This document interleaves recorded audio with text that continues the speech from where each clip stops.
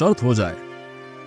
देखो, हमें जो 3 आदमी सबसे पहले मिलेंगे, हम उनसे ये पूछेंगे कि उनकी इस बारे में क्या राय है। अगर वो कहेंगे कि तुम जो कहते हो वो ठीक है, तो मेरे पास जो कुछ भी है वो सब तुम्हारा हो जाएगा। अगर वो ये कहेंगे कि मैं ठीक कहता हूं, तो जो कुछ तुम्हारे पास है वो सब मैं ले लूंगा। हाँ हाँ हाँ, ठीक है, मंजूर है मुझे, चलो आओ। गरीब भाई राजी हो गया, फिर सड़क पर चल दिए। वे चलते गए और आखिर एक आदमी से उनकी मुलाकात हुई जो उसी रास्ते से लौट रहा था। नमस्ते भले मानस। नमस्ते। सुनो, हम तुमसे कुछ पूछना चाहते हैं। हाँ ठीक है, पूछो, क्या पूछना चाहते हो? अब तुम मुझे ये बताओ कि तुम्हारे हिसाब से दुनिया में ईमानदारी की जिंदगी बिताना बेहतर है या बेईमानी की? अरे भले लोगों, आज की दुनिया में ईमानदारी यही कहा। अब तुम मुझे ही ले लो। मैंने हर दिन बहुत बहुत देर तक और कड़ी मेहनत से काम किया, मगर कमाया लगभग कुछ भी नहीं। मेरी जरा सी कमाई का कुछ हिस्सा भी मालिक ने हड़प लिया। यह है ईमानदारी का नतीजा। ईमानदारी से बेईमानी कहीं गुना अच्छी है। देखा तुमने? क्या कहा था मैंने तुमसे भाई? मेरी बात सही है और तुम्हारी बात गलत। चलो आओ आओ, अभी और चलते हैं आगे, आ जाओ। गरीब भाई को बड़ा दुख हुआ, मगर करता तो क्या, वे आगे चल दिए। वे चलते गए और आखिर उन्हें एक व्यापारी मिला। नमस्ते हुजूर। नमस्ते। दरअसल हम आपसे कुछ पूछना चाहते हैं। अच्छा, क्या पूछना है? पूछो। आप मुझे ये बताइए कि दुनिया में ईमानदारी की जिंदगी बिताना बेहतर है या बेईमानी की? अरे वाह रे भले लोग, ईमानदारी की जिंदगी में क्या रखा है? अब तुम मुझे ही ले लो। अगर मुझे कोई माल बेचना हो तो 100 बार झूठ बोलने की जरूरत पड़ती है, छल कपट करना पड़ता है। ऐसा ना करने का मतलब होगा कुछ भी ना बेच पाना। इतना कहकर वो अपने रास्ते चल दिया। दूसरी बार भी मेरी बात सही निकली। चलो आओ आओ, एक और हो जाए, आखिरी वाला। गरीब भाई का दिल और भी बैठ गया, मगर वो करता भी तो क्या, और वे आगे चल दिए। वे चलते गए और आखिर एक जमींदार से उनकी मुलाकात हुई। नमस्ते श्रीमान जी। नमस्ते। दरअसल हम आपसे कुछ पूछना चाहते हैं। अच्छा, क्या बात है, पूछो। आपकी राय में दुनिया में ईमानदारी की जिंदगी बिताना बेहतर है या बेईमानी की? अरे वाह रे भले मानसों, आज के दुनिया में ईमानदारी है ही कहाँ। अगर मैं ईमानदारी की जिंदगी बिताता तो मेरी ये ठाट बाट होती क्या, ईमानदारी। अपनी बात पूरी किए बिना ही जमींदार ने अपना घोड़ा आगे बढ़ा दिया। हाँ तो मेरे भाई, अब तो तुम्हें समझ में आ गया होगा। चलो अब घर चलते हैं। जो कुछ भी तुम्हारे पास है अब वो तुम मेरे हवाले कर दो। चलो। गरीब भाई अपने घर की ओर चला जा रहा था, मन ही मन बहुत दुखी होता हुआ। उसकी जो थोड़ी सी जमा पूंजी थी वो अमीर भाई ने ले ली और केवल झोपड़ी उसके पास रहने दी। अच्छा ठीक है, तुम फिलहाल यहाँ रह सकते हो, अभी मुझे इसकी जरूरत नहीं है, मगर जल्द ही तुम्हें अपने रहने के लिए कोई दूसरी जगह तलाश करनी होगी, समझे?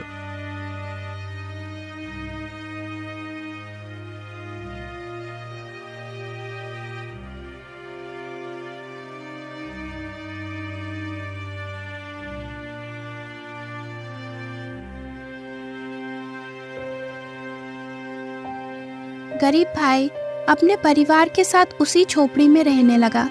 उनके पास खाने के लिए रोटी का एक टुकड़ा तक नहीं था। वो कहीं जाकर कुछ काम भी नहीं कर सकता था, क्योंकि उस साल फसल ही नहीं हुई थी। गरीब भाई ने अपने आप को वश में किया, मगर बच्चे भूख से रोने चिल्लाने लगे।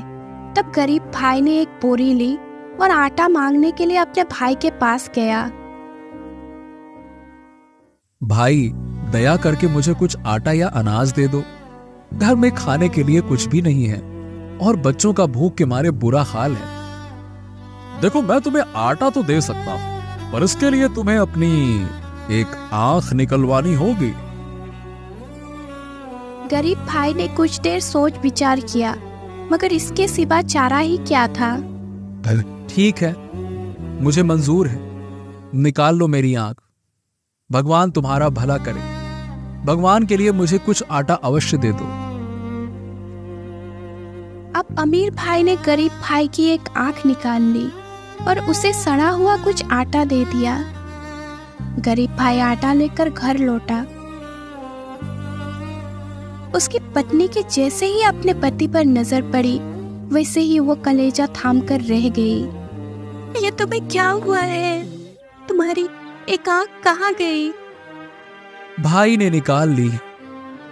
गरीब भाई ने अपनी पत्नी को सारा किस्सा कह सुनाया, फिर रोए धोए चीखे चिल्लाए, मगर फिर उसी आटे से पेट की आग बुझाने लगे।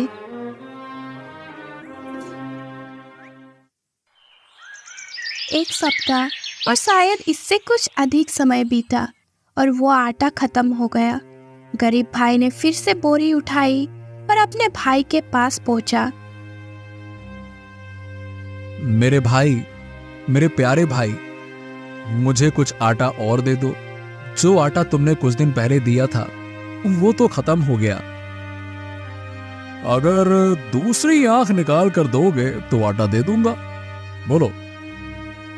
मेरे भाई, दोनों आंखें गवाकर मैं इस दुनिया में कैसे रहूंगा?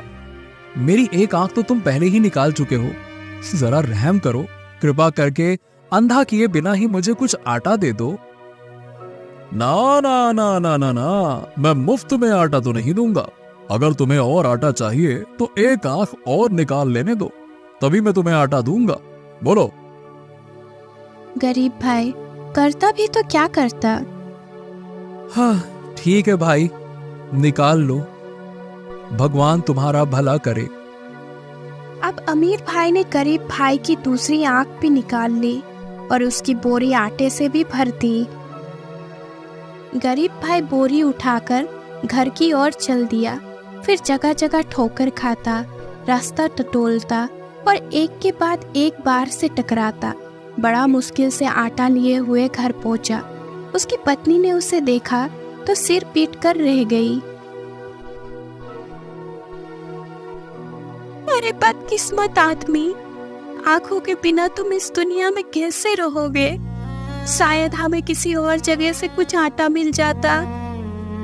मगर अब बेचारी पत्नी ऐसे जोर जोर से रोई कि उसके मुंह से एक शब्द भी ना फूट सका।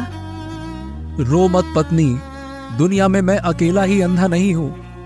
मुझ जैसे और भी लोग हैं, वो भी आंखों के बिना काम चला लेते हैं ना, तो हम भी चला लेंगे।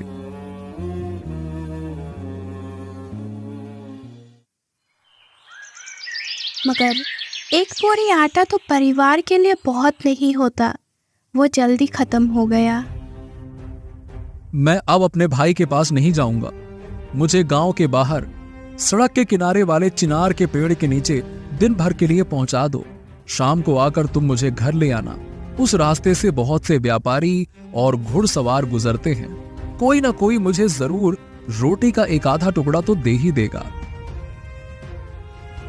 आंधे की पत्नी उसे वहां ले गई जहां उसने कहा था। वो उसे चिनार के पेड़ के नीचे बिठाकर घर वापस आ गई। अंधा वही बैठा रहा। किसी राहगीर ने उसे 1 पैसा दिया तो किसी ने 2। शाम होने को थी, मगर उसकी पत्नी को आने में देर हो गई। आंधा थक गया था, इसीलिए वो अकेले ही घर की ओर चल दिया। वो गलत दिशा में मुड़ गया और घर पहुंचने के बजाय तथा ये जाने बिना ही कि किधर जा रहा है, आगे ही आगे चलता गया। अचानक उसे अपने सभी ओर वृक्षों की सरसर की आवाज सुनाई दी। आंधे को ये समझने में देर न लगी कि वो किसी जंगल में पहुंच गया है और उसे यही रात बितानी होगी। मगर इस डर से कि कहीं किसी जंगली जानवर उसे देख ना ले, और वो जैसे तैसे एक झाड़ी के पीछे छुप गया। आधी रात हुई तो अचानक उसी जगह एक वृक्ष के नीचे भूत प्रेत उड़ते हुए आए। उनके सरदार ने पूछना शुरू किया कि वे क्या कुछ करते रहे हैं। मैंने 2 बोरी आटे के लिए एक भाई को अंधा करवा दिया। हाँ, तुमने अच्छा किया, मगर बहुत अच्छा नहीं। पर सरदार, वो कैसे? अरे बुद्धू, वो ऐसे कि जब ये अंधा इस वृक्ष के नीचे पड़ी हुई ओस की बूंदों को अपने आंखों पर मलेगा, वैसे ही उसकी आंखों की रोशनी लौट आएगी। मगर ये तो ना किसी ने सुना है और ना कोई जानता है, इसीलिए वो अंधा ही रहेगा। अब तुम बताओ, तुमने क्या काम किया? मैंने एक गांव का सारा पानी सुखा दिया है सरदार। वहां पानी की एक बूंद तक नहीं रही, इसीलिए वहां के लोगों को 40 कोस दूर से पानी लाना पड़ता है और बहुत से लोग रास्ते में ही ढेर हो जाते हैं। तुमने तो ये अच्छा काम किया, मगर बहुत अच्छा नहीं। पर वो कैसे सरदार? वो ऐसे कि उस गांव के बीचों बीच एक बड़ा सा पेड़ है। उस पेड़ के नीचे एक पत्थर रखा हुआ है। अगर उस पत्थर को हटा दिया जाए तो वहां से सभी की जरूरतें पूरी करने के लिए पर्याप्त पानी मिल सकता है। लेकिन ना तो किसी ने यह सुना है और ना ही कोई जानता है, इसीलिए पानी पत्थर के नीचे ही छिपा रहेगा।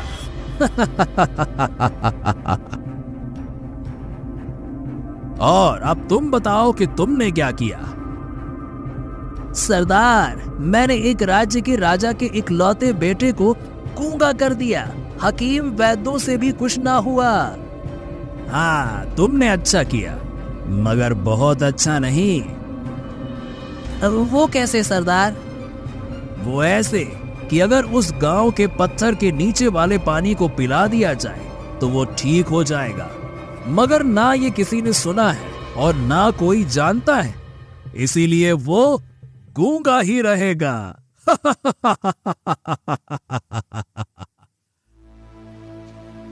झाड़ी के पीछे बैठा हुआ अंधा सारी बातें सुन रहा था। जैसे ही भूत प्रेत वहां से उड़ चले, वैसे ही वह वृक्ष के नीचे गया और उसने अपने आंखों पर ओस मली। तुरंत ही उसे नजर आने लगा। तब उसने सोचा, अच्छा, अब चलकर लोगों की मदद करता हूँ। उसने सुबह होने का इंतजार किया और सुबह होते ही वहां से चल दिया। वो उस गांव के पास पहुंचा जहां पानी नहीं था। उसने देखा कि एक बुढ़िया एक मटका लेकर जा रही थी। उसने बुढ़िया को नमस्कार किया और कहा, दादी, मुझे जरा पानी पिला दो। अरे बेटा, ये पानी में लगभग 40 कोस से ला रही हूँ। आधा तो रास्ते में ही गिर गया। फिर मेरा तो परिवार भी बहुत बड़ा है। पानी के बिना उनका बुरा हाल हो जाएगा। दादी, आपके गांव में मेरे पहुंचते ही सबके लिए काफी पानी हो जाएगा। बुढ़िया ने उसे पानी पिलाया। अब उसकी खुशी का कोई ठिकाना ना रहा। वह जल्दी जल्दी गांव पहुंची और उसने लोगों से इस आदमी की चर्चा की। किसी को विश्वास हुआ और किसी को नहीं। दयालु और भले आदमी, हमें जालिम मौत के पंजे से छुटकारा दिलाओ। ठीक है, अब चिंता की कोई जरूरत नहीं, पर तुम लोग मेरी मदद करो। मुझे अपने गांव के बीच वाले बड़े पेड़ के नीचे ले चलो, जहां एक बड़ा सा पत्थर है।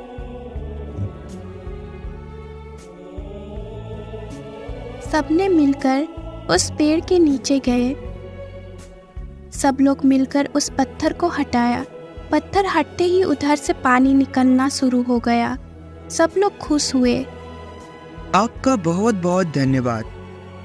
आज आप हमें इतनी बड़ी मुश्किल से बचाई, जिसके लिए हम ना जाने कितने दिनों से परेशान थे। अब आप लोगों को चिंता की कोई आवश्यकता नहीं है। अभी कुछ ही समय में ये पानी तालाब, नदी और नालों को भी भर देगा। फिर उसने अपने पास रखे लोटे में थोड़ा जल भरा और लोगों को उस राज्य का रास्ता पूछकर वहां से चला गया। आखिर वो उस राज्य में पहुंच गया जिसका राजा का बेटा गूंगा हो गया था। मैंने सुना है कि आपके राजा का बेटा सख्त बीमार है, शायद मैं उसका इलाज कर सकता हूँ। अरे तुम क्या इलाज करोगे उसका? यहाँ बड़े बड़े हकीमों वैद्यों के किए भी कुछ न हुआ, तुम भला क्या करोगे? अरे भाई, फिर भी आप लोग एक बार राजा को खबर तो कर दो। वे राजा को खबर नहीं देना चाहते थे, मगर ये व्यक्ति जिद करता गया। आखिर कोई चारा ना देखकर वे मान गए।